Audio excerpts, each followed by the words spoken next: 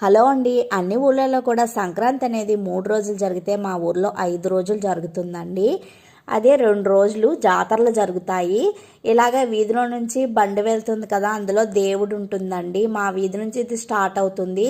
ఆ పంతులు గారు దేవుడిని పట్టుకొని కూర్చుంటారు. ఇలా ఇంటి వద్ద అందరూ వచ్చి చెరుకు కానీ, అరటిపళ్ళు, చిల్లర, ఖర్జూరం ఇలా వేస్తారు. వాళ్ళు కూడా రివర్స్లో మనకి ప్రసాదం అనేది ఇసురుతారనమాట. సో ఇప్పుడు మా వీధి నుంచి స్టార్ట్ అయ్యి ముందు ఖాళీ బండి వెళ్ళి శివాలయంలోకి వెళ్ళి దేవుణ్ణి తీసుకొని వస్తారనమాట. మళ్ళీ మా వీధి నుంచి స్టార్ట్ అయ్యి మెయిన్ రోడ్ వెంబడి శివాలయానికే మళ్ళీ వెళ్తుందనమాట. ఈ బండి వెనకాలే అందరూ జాతరకు వెళ్తారు. ఊరు చివర జరుగుతుంది జాతర. ఈ జాతరను తోటల బజార్ అంటారండి. సో మాది వచ్చేసి శ్రీకాకుళం జిల్లా పురుషోత్తపురం గ్రామం అనమాట.